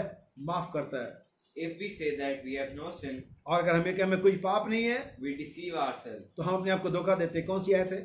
8. Verse 9। If we confess our sin, अगर अपने अपराधों को मान लें he is faithful तो विश्वास योग्य है, and just to forgive us our sins और वो बस हमारे अपराधों को हमें माफ कर देगा and to clean us from all our righteousness. और हमें हमारी सारी अधार्मिकता से, हमारी सारी गंदगी से हमें क्या कर देगा? शुद्ध कर देगा। इसी के चैप्टर 2 में आएंगे, verse 8 to 11। Same, Again, a new commandment I write unto you, दूसरा अध्याय 8वीं आयत। हाँ, मैं तुम्हें फिर से वो आज्ञा देता हूँ, which thing is true in him and in you, because the darkness is past देखो क्योंकि अंधकार अभी जा रहा है and the true light now shineth. True light, यानी कि नबी इसलिए कहता है संदेश के में, या एक मनुष्य उजियाला कर सकता है। नबी कहता है दुनिया में सबसे बड़ी डकैती जो अमेरिका में कभी पड़ी थी, वो वर्चुअल लाइट से पड़ी थी, आभासी उजाले से कहते हैं। जैसे कि अगर मैं वर्चुअल के बारे में बताऊं तो जो मीटिंग आप देख रहे हैं ये वर्चुअल मीटिंग है, क्योंकि मैं आपके साथ नहीं हूं दुनियावी तौर से और आप मेरे साथ नहीं है। हम सब एक वर्चुअल कनेक्शन में, एक आभास, आपको लग रहा है कि मैं आपको देख रहा हूं, आपको लग रहा है मुझे देख रहे हैं, एक वर्चुअल मीटिंग है। ऐसे ही वर्चुअल लाइट होती है, लेकिन अकॉर्डिंग टू द बाइबल ऐसे एक ट्रू लाइट होती है। हम किसी वर्चुअल यीशु मसीह की, किसी वर्चुअल लाइट की, किसी वर्चुअल परमेश्वर की उपासना नहीं कर रहे हैं, हम एक सच्चे परमेश्वर की, एक सच्चे ज्योति की उपासना कर रहे हैं। याद रखिए इस चीज को। नबी कहता है आभासी उजियाले से सबसे बड़ी डकैती पड़ी थी, और आज पूरी दुनिया सब चीज वर्चुअल हो रहा है। लेकिन इस वर्चुअल रिलम में, इस वर्चुअल एज में कुछ चीज तो रियल है, और वो रियल है हमारा परमेश्वर, और वो रियल है परमेश्वर की प्रतिज्ञाएं, और वो रियल है मेरे और आपका जीवन जो मसीह के अंदर में चल रहा है। हालेलुया। बट ट्रू लाइट, सच्चा उजियाला, He that said he is in the light and hateth his brother is in darkness even वह until जो now. उजियाले में अपने आप को कहता है और अपने भाई से नफरत करता है, वो कहाँ है? अंधकार में है। आइए फिर से इस आयत को पढ़े। He that said वो जो ये कहता है he is in the light कि वो उजियाले में है and hateth his brother और अपने भाई से नफरत करता है, is in darkness. वही उसका स्टेटमेंट कोई मायने नहीं रखता कि वो कर क्या रहा है। अगर आप और मैं, हम एज ए क्रिश्चियन, हम कहते हैं हम वचन में, मैसेज में, उजियाले में हैं और ऐसा कुछ करते हैं जो वचन में करने के लिए मना करता है, तो वास्तव में हम उजियाले में नहीं है, हम अंधियारे के अंदर में हैं। सुनिए क्या लिखा हुआ है आगे। Is in darkness even until now. और अभी भी अंधियारे में है। He that loveth his brother वो जो अपने भाई से प्रेम करता है abideth in the light, वो उजियाले में बना रहता है।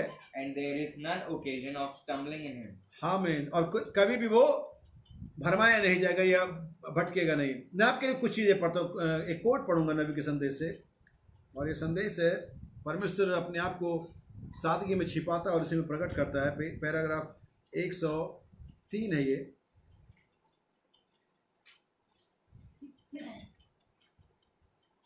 सात मोहरों की किताब के अंदर में है, पहली किताब है ये।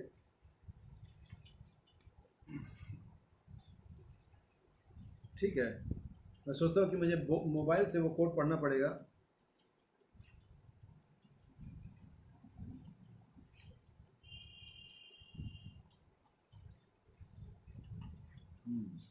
ये एक संदेश है, हाँ संदेश है। परमेश्वर सादगी में अपने आप को छुपाता है, उसी में प्रकट करता है। अब चूंकि इंग्लिश में से इसलिए पढ़ रहा हूँ क्योंकि हिंदी में मुझे मिला नहीं, पता नहीं इसको ट्रांसलेट किया गया नहीं किया गया, लेकिन आपको मैं बता देता हूँ। इसका इंग्लिश में पैराग्राफ 49 है, यानी कि 49, God hiding himself in simplicity, जो बाइबल हमने 12 अप्रैल 1963 को प्रचार किया था। दूसरा संदेश है, परमेश्वर अपने आपको सादगी में छिपाता है। Our heavenly Father, हमारे स्वर्गीय पिता, the great mighty Jehovah, जो महान यहोवा परमेश्वर है, who thundered forth in the beginning and said, और उत्पत्ति में उसने वो गरजा और कहा, let there be light, और उजियाला हो, and there was light. और वहां पर उजियाला था। O thunder again, और परमेश्वर फिर से गरजे, throw light upon our paths हमारे मार्गों पर उजियाला पड़े tonight, आज रात, throw light upon thy word, और उसका जो वचन पर उजियाला पड़े, throw light upon the day that we are living in, और उस दिन में जिसमें हम जी रहे हैं वो उसका लाइट उजियाला आने चाहिए, send the light, और उजियाले को भेजे, granted Lord. प्रभु इसे प्रदान करे। नबी कहते हैं पर 3 चीजें हैं। पहली चीज होती थंडर, फिर लाइट और फिर लाइफ। अगर इस प्रार्थना में आप ध्यान देंगे, पहली जो चीज थी वो थंडर था, गर्जन था, और फिर उसके बाद जो चीज आती है, नेक्स्ट जो चीज आती है वो होती लाइट, और फिर वो लाइट जो नेक्स्ट चीज लेकर के आती है वो है लाइफ। नबी हमारा संदेश के अंदर में कहता है हर एक प्राकृतिक जीवन में जो लाइफ आता है उसे उजियाला लेकर के आता है। इवन कलर्स, रंगों को भी उजियाला ही लेकर के आता है। अगर हमारे पास लाइट्स ना हो, हमारे पास कोई कलर्स नहीं होंगे। अगर हमारे पास लाइट ना हो, हमारे पास कोई लाइफ नहीं होगी। सो लाइट क्या लेकर के आता है? कलर्स क्या? कैरेक्टर। बहुत सारे लोग कहते हैं भाई वर्णम ने तो पिरामिड में कलर नहीं भरा। बहुत सारे लोग बहुत सारी बातें कहते हैं। ये सिर्फ वो लोग कहते हैं जो लोग पूरे संदेश को नहीं पढ़ते, जो हर बात को एक ही संदेश में ढूंढना चाहते हैं। इसीलिए बाइबल कहती है वो धोखा खाएंगे, पकड़े जाएंगे कि परमेश्वर ने थोड़ा यहां, थोड़ा वहां, थोड़ा यहां और थोड़ा वहां ऐसे करके सिखाया है। और एक जो इंटेलिजेंस होता है, जो बुद्धिमत्ता होती है, वो उसे ढूंढ लेती है और उसे एक क्रम में लेकर के आती है। एक भाई ने बहुत अच्छा कमेंट डाला था, मैंने देखा था कहीं फेसबुक पर। उसने कहा अगर ये बिलीव नहीं करते आप गर्जनाओं पर कि 7 गर्जनाएं हो गई हैं या हमें उस पर वो हमें रैप्चर में ले जाने का विश्वास देती हैं, दुल्हन को इकट्ठा करती है, मसीह की दुल्हन की बेदारी है, तो इससे बेहतर है कि अगर आप बिलीव नहीं करते गर्जनाओं पर, तो बेहतर है कि आप मैसेज छोड़ दीजिए, क्योंकि फिर आप यहाँ पर किस लिए है? फिर तो आपके लिए सारी बातें वैसी ही संस्थाओं के लिए है।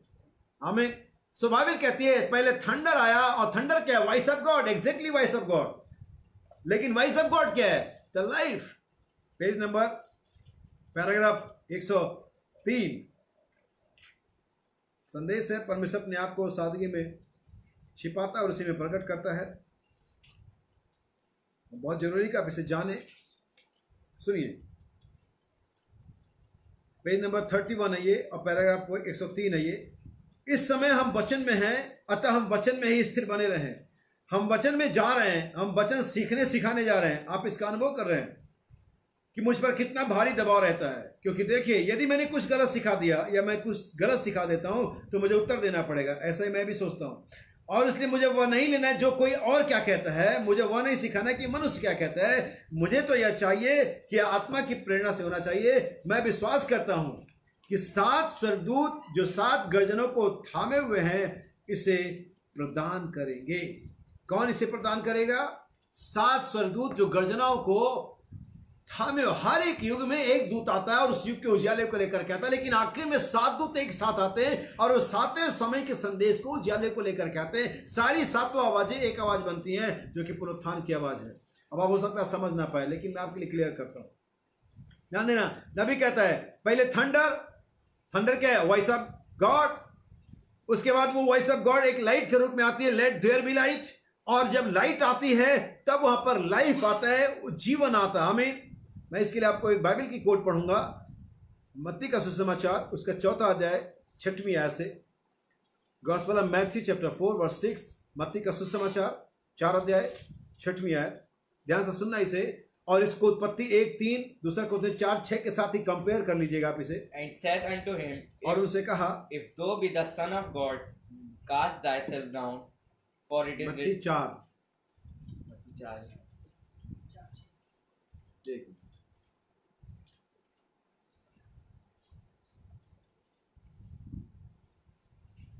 ठीक है, मैं इसे देखता हूँ। 16 है ये। मुझे माफ करें, 4 की 16वीं आयत है ये।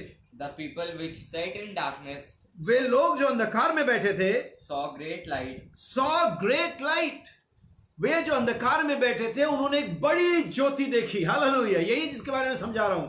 जब परमेश्वर ने जगत की उत्पत्ति के अंदर में अगर हम देखें तो परमेश्वर का आत्मा गहरे जल पर मंडराता था और उस पर पूरा अंधकार था। सारे बीज पानी के अंदर थे और वे बीज में ही वहां अंदर ही रहते अगर कभी कोई उजाला नहीं चमकता। लेकिन जब परमेश्वर का लेट देयर बी लाइट, तो उसको कहने के पीछे उसका मकसद था कि वे बीज जो जमीन के नीचे हैं वे उगे, क्योंकि एक सूर्य का प्रकाश ही जमीन के अंदर पाए गए बीजों को जीवन प्रदान करता है, उनको अंकुरित करता है, गर्मी देता है ताकि वे अंकुर फूट सके, स्प्राउट आ सके, ताकि वो जर्मेटाइज हो सके। वही परमेश्वर ने कहा उत्पत्ति में उजियाला चमके, वही परमेश्वर से तुम्हारे हृदय में उजियाला चमकाया। वही परमेश्वर यीशु मसीह के रूप में जब अपने देह के दिनों में आया। मत्ती के सुसमाचार में लिखा हुआ है, वे जो अंधकार में बैठे हुए थे उन पर एक बड़ी ज्योति चमकी। किस शक्ल में आई थी वो ज्योति? वो ज्योति सूरज के शक्ल में, कोई पिलर ऑफ फायर के शक्ल में नहीं थी। वो ज्योति एक मनुष्य के शक्ल में थी और वो मनुष्य जिसका नाम यीशु मसीह था, वो परमेश्वर के जीवन को, जो कि मनुष्य की ज्योति थी, खास के आपसे समझे, उसमें जीवन था। किसमें? उस लॉगोस में, उस परमेश्वर में, उस आदि वाले वचन में। वो एकमात्र सच्चे अद्वैत परमेश्वर के वचन में जीवन था और वो जीवन मनुष्य की ज्योति थी, यानी उसे डेमोन्स्ट्रेट किया जाना चाहिए। इसीलिए यीशु मसीह ने उसमें कहा कोई दीपक जला करके किवाड़ के नीचे या दीवट के या खिड़की के नीचे या घाट के नीचे नहीं रखता, बल्कि उसके फ्रंट पर रखता है, दीवट के ऊपर रखता है, चिरागदान पे रखता है, ताकि लोग उजियाला पा सके। अगर आप उस पैसेज में जाकर के देखेंगे तो 2 चीजें हैं। पहले तो आपको दीपक होना है, उजियाला होना है। दूसरे, अपने उजियाले को छिपाना नहीं है। परमेश्वर का मकसद उजियाले को छिपाना कभी नहीं था, बल्कि उजियाले को तुम्हारा उजियाला चमकना चाहिए। तुम अंधेरे में चलते हुए दीपकों के समान, उजियाले के संतानों के समान हो, जो अंधेरे में चलते हैं लोग उजियाला पाते हैं। सुनिए इसे ध्यान से, फिर से मैं पढ़ता हूं इसे, Matthew 4:16। The people which sat in darkness saw great light. जो लोग अंधकार में बैठे हुए थे उन्होंने एक बड़ा उजियाला देखा। And to them which sat in the region and shadow of death, light is sprung up. From that time. बस ठीक है। अब इस चीज को मैं आपको समझाता हूं भाई ब्रैनम के मैसेज से। संदेश का नाम है इब्रानियों की पुस्तक की व्याख्या, इब्रानियों की पुस्तक पर प्रश्न उत्तर, question and answer on Hebrews chapter 189 189 और पैराग्राफ 833 833। सुनिए नबी क्या कहता है यहां पर। और इसके बाद पाप प्रवेश कर गया। मैं यह वक्तव्य देना चाहता हूं, बहुत से लोग वचन के इस लेख पर बहुत भयंकर गलती कर बैठते हैं। और वचन का यह लेख वचन 23 के अंदर में है, वैसे इस प्रकार से पढ़ते हैं, हाँ चाहे मैं मृत्यु की छाया की घोर अंधकार की वादी में से होकर के जाऊं, वहां ऐसी कोई चीज नहीं है। सुनिए इसे, आइए हम इसे पढ़े। साम 23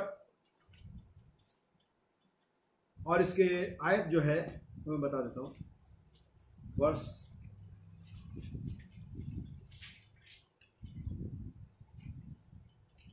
4। ये though I walk through the valley of the shadow of death, I will fear no evil, for thou art with me. सुनिए क्या लिखा है, चाहे मैं घोर अंधकार से भरी हुई तराई में होकर के चलूं तो भी हानि से ना डरूंगा। नबी यहां समझाता है, हाँ चाहे मैं मृत्यु की छाया की घोर अंधकार वादी में से होकर के चलूं तो भी वहां ना डरूंगा। नबी कहते तो वहां ऐसी कोई चीज नहीं है। पहली बात, जब अंधकार में आप चलते हैं आपका शैडो पड़ ही नहीं सकता, वहां पर कोई छाया है ही नहीं। अंधकार कभी भी कोई छाया नहीं होता, छाया बने इसके करके लिए आपके पास जीवन लाइट होना चाहिए। हालेलुया। इसीलिए यीशु मसीह का छाया बन रहा था वहां पर, या वो उन लोगों, वो जो मृत्यु की छाया के अंदर बैठे। अब ये छाया का मतलब होता है पीछे पड़ जाना, आपके साथ चिपके रहना। मृत्यु एक छाया की तरह, एक शैडो की तरह हमारे पीछे है, हमारे पीछे चिपकी हुई है। लेकिन अगर लाइट आ जाए तो क्या होता है, जब लाइट आपके अंदर होती है तब छाया नहीं पड़ता। इसलिए मैंने पिरामिड के बारे में बताया था बहुत समय पहले, फिर से दोहराऊं।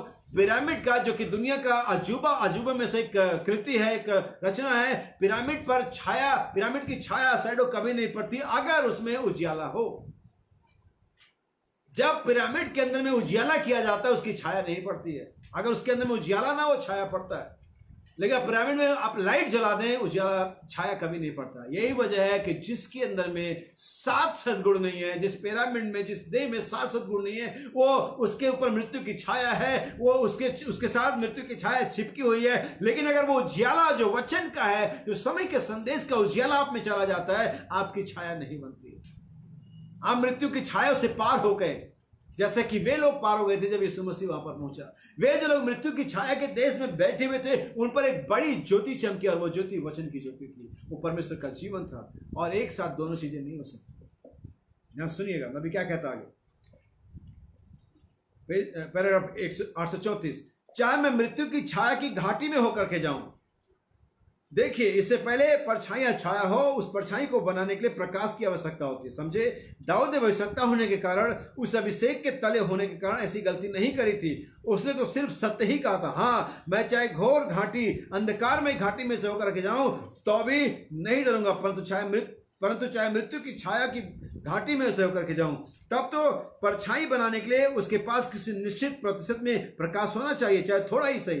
बिल्कुल ठीक ऐसा ही होता है। हम स्वाभाविक और अलौकिक दोनों ही हैं। वह शरीर में मृत्यु के दासत्व में है। वह स्त्री के द्वारा उत्पन्न हुआ, किसी और के द्वारा नहीं, परमेश्वर के द्वारा नहीं। परंतु आप तो आदम और हवा के द्वारा ही पैदा हुए। चाहे आप काले हों, गोरे हों, चाहे कोई भी हो, आप तो आदम और हवा के द्वारा उत्पन्न हुए, एक उत्पाद है। ऐसे ही आपने पाप में जन्म लिया, अधर्म में आपका रूप पला बढ़ा।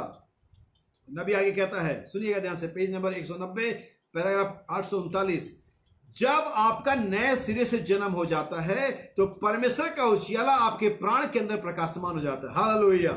उसके बाद घोर अंधकार भरी घाटी नहीं रहती है, परंतु आप में कोई अंधकार नहीं रहता है, परंतु एक ऐसी घाटी हो जाती है जिसमें एक परछाई होती है। यहां पर आप देह के पर्दे की आड़ में छिपे हैं और विश्वास के द्वारा बातों को जानते हैं, परंतु हाँ अंदर काफी प्रकाश होता है। और किसी दिन उस उजियाले और अंधकार को अलग अलग होना है। पहली बात जो परमेश्वर ने किया, बाइबल कहती है पृथ्वी पर घोर अंधकार छाया हुआ था, लेकिन परमेश्वर वहां पर अपीयर होता है, लोगोस वहां पर आता है, परमेश्वर का पुत्र आता है, उसके कहते हैं लेट देयर बी लाइट, उजियाला हो, और उजियाला हो गया। फिर बाइबल कहती है परमेश्वर ने उजियाले को देखा अच्छा है, फिर उजियाले को अंधियारे से अलग किया। क्या अलग किया? उजियाले को अंधियारे से, अंधियारे को उजियाले से नहीं। परमेश्वर उजियाले को अंधियारे से अलग कर रहा है। आज परमेश्वर आपको जगत में से निकाल रहा है। आज परमेश्वर आपको अंधकार के कामों में से निकाल रहा है, आपको मृत्यु में से अलग कर दिया। आप जो मृत्यु की छाया की बादे में बैठे हुए थे, आप पर वो रोशनी छमकी और रोशनी आंख के अंदर में आ गई, मृत्यु एक तरफ से रख गई। जब उजियाला आता है तो अगर आप लाइट को स्विच को ऑन करते हैं, आपको ये कहना नहीं कि प्लीज अंधियारा चले जाए, लेकिन लाइट स्विच ऑन होते ही अंधियारा अपने आप ही चले जाता है। हालेलुया। जब वचन आता है तो मरे हुए काम, मरी हुई जिंदगी, मरे हुए विचार, दुनियावी बातें अपने आप ही जाने लगती है। आप परमेश्वर के वचन के साथ एक होने लगते हैं। सो नबी कहता है, और किसी दिन उजियाले को और अंधियारे को अलग होना ही है। जब उजियाला चमकता है तो अंधकार भाग जाता है, और जब हम उस देह में होकर के जाते हैं ताकि मसीह से जा मिले तो अंधकार और मृत्यु गायब हो जाते हैं। यही है जहां पर उत्पत्ति 1, 3 और 4 को समझ सकते हैं। हम एक सिद्ध उजियाले के अंदर में आ जाते हैं। परमेश्वर की महिमा हो। कौन सा उजियाला? परफेक्ट लाइट, परमेश्वर की महिमा हो। हम ऐसी अवस्था में होते हैं, हमें वहां बिल्कुल भी बीमारी नहीं होती है, कोई भी अंधकार इसमें मिश्रित, इसमें मिलता नहीं है। जब परमेश्वर का उजियाला आप में आ जाता है तो कोई बीमारी, कोई क्लेश, कोई दुख, कोई बैक बैटिंग, कोई ईर्ष्या, कोई कुविचार आप में नहीं रह सकते, वो सब एक तरफ हो जाते हैं। नबी आगे कहता है पैराग्राफ 840, ठीक इस समय तो हम बीमारियों से ग्रस्त हो जाते हैं और हमें आनंद व खुशियां भी मिलती हैं। हमारे पास ताकत और तंदुरुस्ती होती है, हमारे पास उतार और चढ़ाव होते हैं, उन्नति और अवन्नति दोनों होती है, सुख और दुख, ऐसा ही सब कुछ होता है। सब कुछ मिला हुआ है, जैसा ठीक उस समय में मिला हुआ था जब परमेश्वर आदि में आया। अंधियारा उजियाला एक में मिला हुआ था, लेकिन परमेश्वर ने उजियाले को अंधियारे से अलग किया। ठीक हमारे जीवन में ऐसे ही चल रहा था, सब कुछ मिला हुआ था।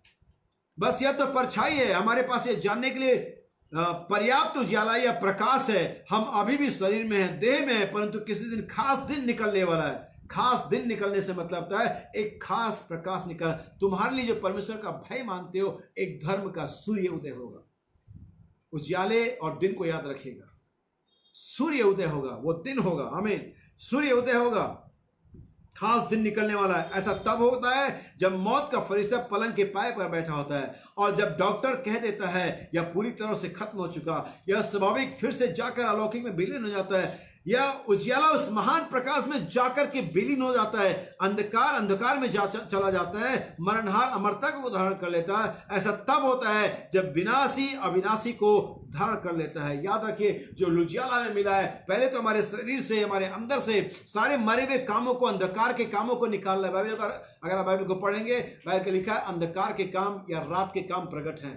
आप उसे जाकर के पढ़ लीजिएगा कि अंधकार के और रात के काम क्या होते हैं। लेकिन हम उजियाले के संतान हैं। जब वचन का उजियाला आता है, वो प्रकाश उजियाला, दिन का उजियाला, दिन नहीं उजियाला जब आता है तो हमारे अंदर से शरीर के सारे अंधकार के काम निकल जाते हैं। और किसी एक दिन जब हमारे देह बदलेगा या जब गिराया जाएगा, तब ये जो देह का मृत्यु का वाला हिस्सा है, अंधकार का हिस्सा है, वो अंधकार में मिल जाएगा, और जो उजियाले वाला हिस्सा जो परमेश्वर से आया वो परमेश्वर से मिल जाएगा। ये उस महान तुरही पर ये दोनों चीजें सेपरेट हो जाएंगी। लेकिन ठीक अभी ये मिला हुआ है। लेकिन परमेश्वर के वचन के सहारे, परमेश्वर के वचन के उजियाले के सहारे हम अंधकार के कामों पर हाकिम हैं। क्योंकि बाइबल कहते हैं हमारा जो युद्ध है वो मांस और लहू से नहीं है, बल्कि अंधकार के शक्तियों से, अंधकार के कामों से जो हमारे शरीर में हो रहे हैं। और जब उजियाला आता है वो अंधकार के कामों के खिलाफ हमें खड़ा करता है। सुनिएगा ध्यान से, बस एक दो और कोड में पढ़ूंगा आपके लिए, चाहता हूं हम संदेश पढ़ें। ठीक है, हम बस पहला वाला हमने पढ़ लिया, दूसरे वाले से पढ़ते चले जाएंगे। सुनिएगा ध्यान से। Message the principles of divine healing, Divya चंगाई के जो सिद्धांत है उस संदेश के अंदर में नबी कहता है, I was in Los Angeles California having meetings. मैं उस लॉस एंजलिस कैलिफोर्निया में था, एक सभा को ले रहा था। नाउ लिसन हियर, अब यहाँ पर ध्यान से सुनिए। Just the way the meeting take place, before we start I pray, इससे पहले कि मैंने प्रार्थना करना शुरू करता, आई फास्ट, मैं उपवास रखता। I just come out of a meeting, मैं बस मीटिंग से बाहर आ गया। I have been gone now for 2 days, और मैं 2 दिन के लिए चला गया। I have been home, been back to the house a couple times, और थोड़े समय के लिए घर में वापस आया। Go off to myself and pray, और अपने आप से मैं अलग हो गया, प्रार्थना में चला गया। नॉट ईटिंग, और कुछ नहीं खाया, फास्टिंग, बस उपवास करता रहा, वेटिंग, और इंतजार करता रहा। and there some things come down, और कुछ नीचे आया, takes over my life, और उसने मेरे जीवन को ले लिया, my body, मेरी देह, and I am not myself no more. और मैं अब ज्यादा नहीं रहा। नबी कहता है उस सभा में जाने से पहले मैं वापस घर में आया, 2 दिन के लिए मैंने कुछ खाया नहीं, उपवास करता रहा, प्रार्थना करता, इंतजार करता रहा, और कुछ ऐसा हुआ जिसने मेरे जीवन को, मेरे देह को मुझे ले लिया। फिर से इस लाइन को रिपीट करते हैं, go off to myself and pray, not eating, fasting, waiting, and there is some things come down, take over my life, और कुछ नीचे आया और मेरे जीवन को ले लिया, my body, मेरी देह, and I am not myself no more. और मैं अपने आप में कुछ भी ज्यादा नहीं रहा। और that light can't say, और उस लाइट ने ये नहीं कहा, see what a light I am. ओ उस लाइट ने ये नहीं कहा, देखो मैं क्या उजियाला हूँ। That bulb isn't making light. और ये बल्ब नहीं है जो उजाले को बनाता है, It's a current going through the bulb लेकिन जो विद्युत है, जो करंट जो बल्ब के अंदर से जा रहा है, that makes light. यही है उजाला बनाता है। And before और उससे पहले, there can be any light in there, और इससे पहले कि कोई भी उजाला यहाँ पर होता, there would have to be a switch to make a contact. और हमारे पास एक स्विच होना चाहिए जो उस करंट को उजाले बल्ब के साथ कनेक्ट कर सके, And then the light comes forth. तब वो उजाला बाहर आता। यहाँ पर रखे तीन चीजें, लाइट, बल्ब, करंट, बल्ब और स्विच। आप जानते हो स्विच क्या है? हमारा फेथ। स्विच मतलब ऑन करना, बदलना, हालेलुया, स्विच करना, इसमें से उसमें ले जाना, इसको कहते हैं स्विच। जब आप किसी फाइल को या किसी चीज को इससे इधर से उधर स्विच करते हैं, इसमें से उसमें बदलते हैं, तो वही वो स्विच होता है जो करंट को उजाले में बदलता है।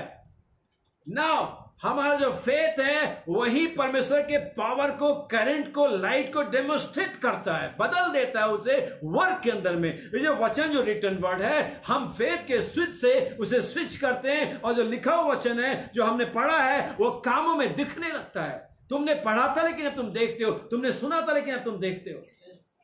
Now faith is switch, we are bulb, word of God is current. ये पावर है, ये सामर्थ है, ये प्रकाश है। हमारा विश्वास इसे स्विच करता है और हमारे अंदर से उजाला जाहिर होने लगता है। यीशु मसीह क्या था? Demonstration of the life of God. यीशु मसीह परमेश्वर के वचन का प्रदर्शन था। यीशु मसीह परमेश्वर के लाइफ का प्रदर्शन था। यीशु मसीह परमेश्वर के गुणों का प्रदर्शन था। यीशु मसीह परमेश्वर का प्रदर्शन था। और हम क्या हैं? यीशु मसीह का प्रदर्शन। यीशु ने कहा, जीवन जगत की सच्ची ज्योति मैं हूं। मैं आपके लिए एक आयत पढ़ता हूं, योना का सुसमाचार 9 उसका 5 आयत। बहुत सारी आयतें पढ़ेंगे।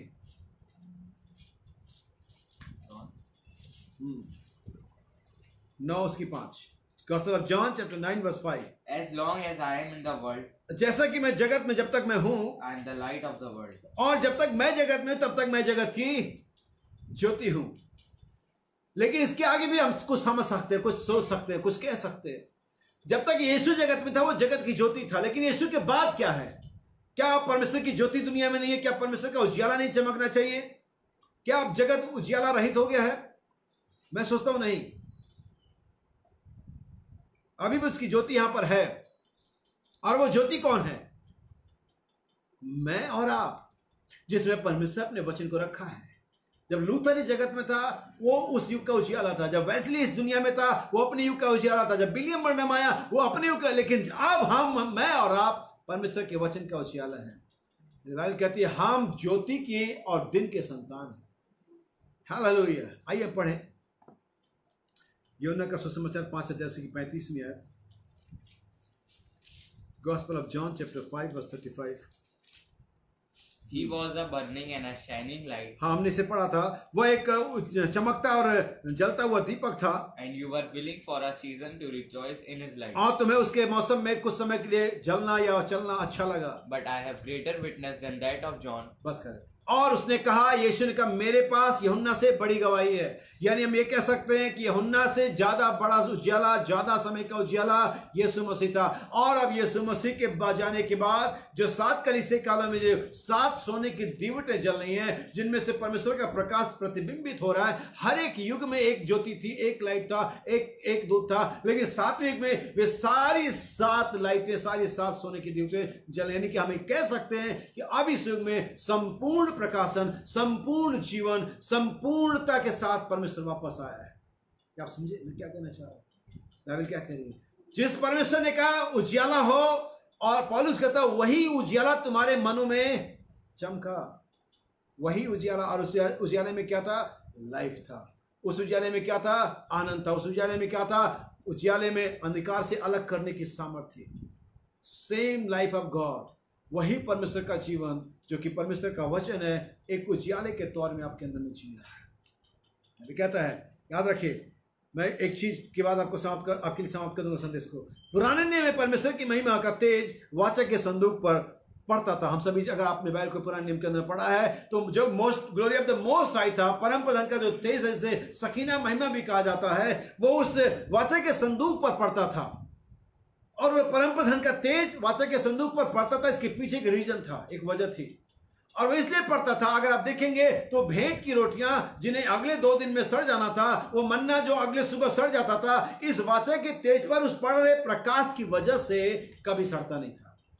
जो मन्ना अगली सुबह सड़ जाता था, जिसे लोग 2 दिन तक प्रिजर्व नहीं कर पाते थे, वो मन्ना बाइबल में अगर आप पढ़ेंगे जाकर के इब्रानियों की पत्री उसके 9वें अध्याय के अंदर में पौलुस कहता है वो आज तक वर्तमान है, और मैं कहता आज भी वर्तमान है।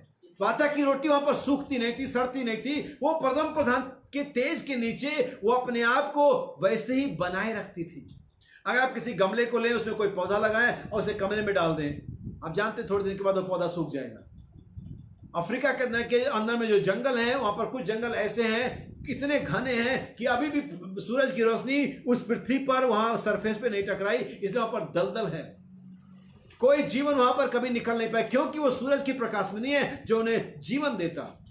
इसलिए वाचा के संदूक पर परम प्रधान का जो तेज था वो हर वक्त पड़ता रहता था, जो उस भेंट की रोटी को सड़ने से, गलने से, वाचा को सड़ने से बचाता था।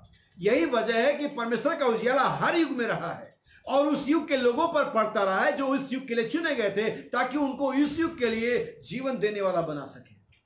और जो भी लोग, जो भी गवाह परमेश्वर के लोग अपने युगों में थे, उन्होंने उस दिन में जिसमें वे रहे, उन्होंने उनको जीवन दिया। अगर मैं बात करूं यूसुफ की, यूसुफ कहता है जब उसके भाई उसको पहचान गए, जब उन भाइयों को लगा कि अब हम मारे जाएंगे, हमने यूसुफ के साथ बहुत बुरा किया है और यूसुफ हमें मार देगा, तब यूसुफ कहता है भाइयों अपने आप को दुख मत दो, अपने आप में बुरा मत मानो, परमेश्वर ने ही मुझे यहां पर भेजा ताकि तुम्हारे लाइफ को बचा सकूं। इसके बावजूद कि यूसुफ पर तमाम दोष लगे, इसके बावजूद कि यूसुफ मारा गया, गड्ढे में डाला गया, गुलामों के लिए बेच दिया गया, उस पर झूठे इल्जाम लगे, परमेश्वर से बचाता रहा, वो परम प्रधान का तेज से बचाता रहा। अगर आप पढ़ेंगे भविष्यवाणी के अंदर में बाइबल कहती है परमेश्वर का वचन यूसुफ को कसौटी पर कसता रहा। तो शब्दों में इसे ऐसे कहूंगा कि परम प्रधान का तेज यूसुफ पर पड़ा रहा, पड़ता रहा, बना रहा, ताकि वो लोगों के जीवन को बचा सके। ऐसे ही परमेश्वर का प्रकाश आप पर, मुझ पर पड़ा हुआ है, बना हुआ है, ताकि इस दिन में अपने लाइफ को बचा सके। वो भेंट की रोटी अगर सुरक्षित रही, अगर वो मन्ना सुरक्षित रहा, इसका मतलब सिर्फ ये नहीं था कि वो चर्च में थे, वाचा के संदूक में थे, तंबू में थे, बल्कि अगर वो परम प्रधान का तेज वहां नहीं पड़ता, वो कहीं भी रहते बच नहीं सकते थे। नबी कहता तुम कहीं भी रहोगे बच नहीं सकते अगर तुम पर परमेश्वर का प्रकाश नहीं पड़ रहा है। हर एक वर्टली लाइफ के अंदर में, वनस्पति जीवन में सूर्य का प्रकाश जरूरी है, और हर एक आत्मिक जीवन में यीशु मसीह परमेश्वर के पुत्र का प्रकाश जरूरी है।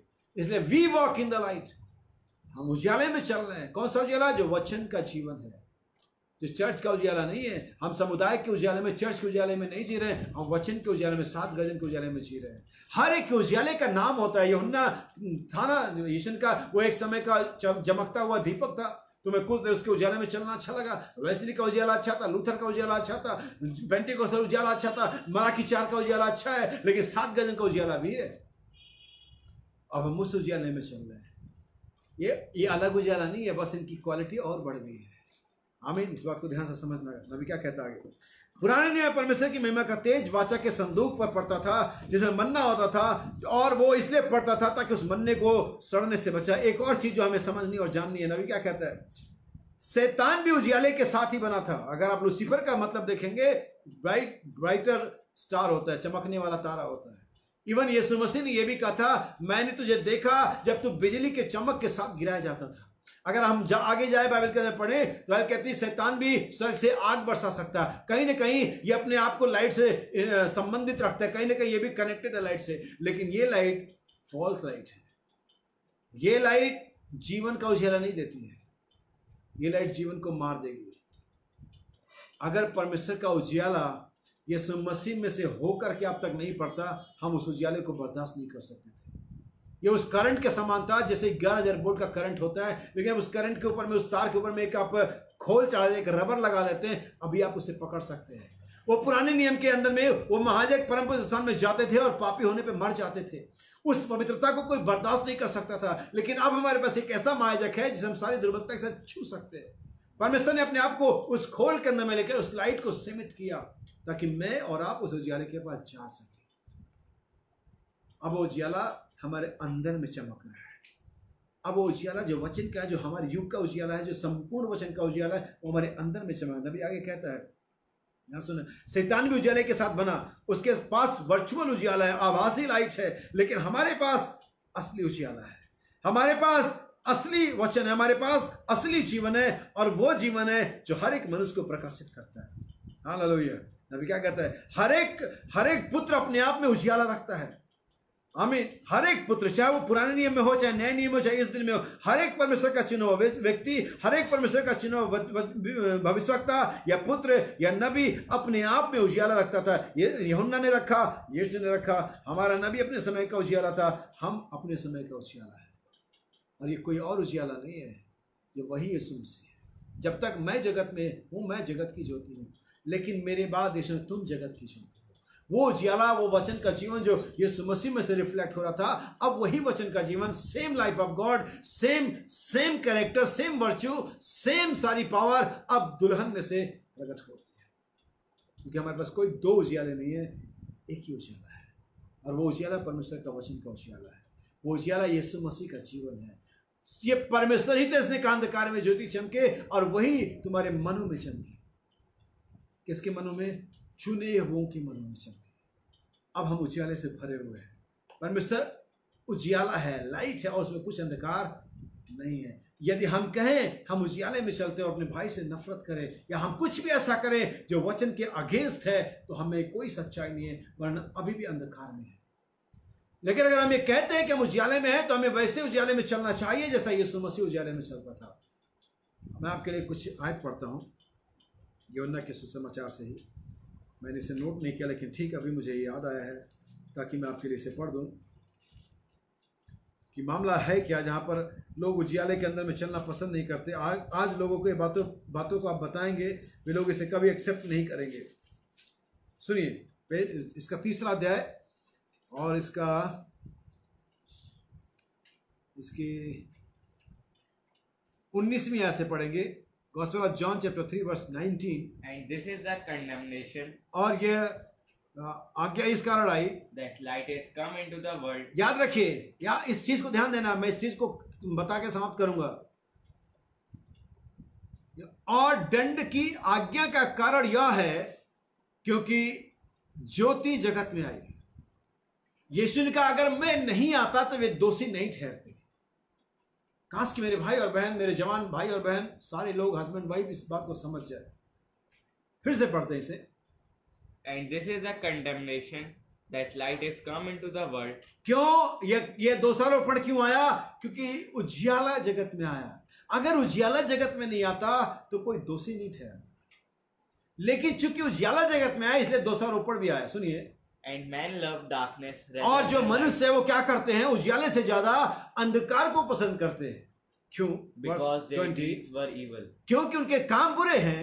For everyone that doeth evil hated the light, हर एक वो जो बुरा चाहता है या बैर रखता है, वो अंधकार से प्रेम करता है और ज्योति से नफरत करता है, neither come to the light, और वो ज्योति के निकट नहीं आता, lest his deeds should be reproved. कहीं ऐसा ना हो कि उसके काम प्रकट हो जाए। But he that doeth truth come to the light, और जो सत्य पर चलता है या बना रहता है वो ज्योति के निकट आता है, that his deeds may be made manifest, ताकि उसके काम प्रकट हो कि वह परमेश्वर की ओर से और उसके लिए किए गए। जगत में जब तक यीशु नहीं आता, यही वजह कि हर युग में उजियाला प्रकट होता है, और जब उस युग का उजियाला प्रकट होता है, उस उजियाले के प्रकट होने के कारण वे लोग जो उस युग में होते दोषी ठहराते। वो उजियाला क्या होता है? उस युग में जिया जाने वाला संदेश। अब जब वचन का उजियाला इस युग में नबी के द्वारा प्रकट हुआ, तो हमने इस युग का वचन को जिया। हमने जिया कि एक औरत कैसी होती है, हमने जिया कि स्त्री कैसे होता है, हमने जिया कि हस्बैंड कैसे होता है, हम इस चीज को जी रहे एक पत्नी कैसी होती है, हम इस चीज को जी रहे हैं कि एक बच्चे कैसे होते हैं, कि माँ बाप कैसे होते हैं, एक चर्च बिलीवर, एक मेंबर कैसा होता है। और इस उजियाले को जीने के द्वारा उन लोगों को जो इस युग में दोषी ठहराते। अगर यीशु नहीं आता कोई दोषी नहीं ठहरता, लेकिन जब जगत में ज्योति आई तो दोष भी ठहरा। इसीलिए परमेश्वर हर युग के उजियाले को चमकाता है, ताकि उस युग के लोगों को जो उसमें उस उजियाले को रिजेक्ट करते हैं दोषी ठहरा सके। और जिनके काम बुरे हैं वो वचन को नहीं चाहते, वे प्रकाश को नहीं चाहते। इस उजियाले को, इस सच्चाई को जो अंत के दिनों में मलाकी 4 के द्वारा प्रकट हुई है, उसे क्यों नहीं एक्सेप्ट करते संस्था के लोग, दुनिया के लोग, चर्च मेंबर? क्योंकि उनके काम बुरे हैं, इसलिए उजियाले के निकट आना नहीं चाहते। इसीलिए संदेशों को प्रकट करना या प्रकट संदेशों को एक्सेप्ट करना नहीं चाहते।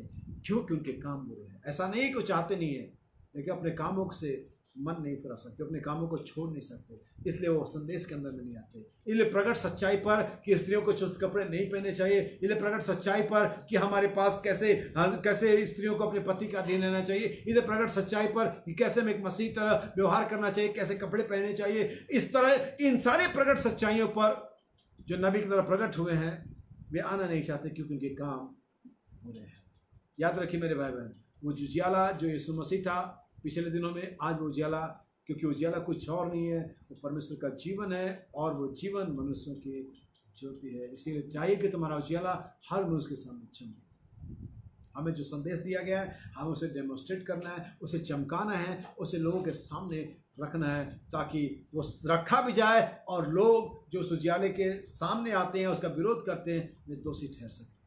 यीशु ने कहा अगर मैं जगत में नहीं आता तो तुम दोषी नहीं ठहरते, लेकिन अब मैं आया हूँ तो तुम्हारे पास कोई बहाना नहीं है, क्योंकि सच्चाई प्रकट हुई है, क्योंकि उजियाला जाहिर किया गया है, इसलिए अब किसी के पास कोई बहाना नहीं है। हमारे पास एक ही काम हम कर सकते हैं, या तो हम उजियाले में चलें, एक्सेप्ट करें, अपने पापों से अंधकार के कामों से मन फिराएं, या तो हम ना सुनने के तैयार हो जाएं। लेकिन मैं विश्वास करता हूँ हमारे पास परमेश्वर का अनुग्रह से विश्वास करने वाला मन है और हमने विश्वास किया है। और मैं फिर से आखिर में कह सकता हूँ, we walk in the light. हम उजियाले में चल रहे हैं, एक सुंदर उजियाले में, एक अद्भुत उजियाले में, वचन के सच्चे उजियाले में।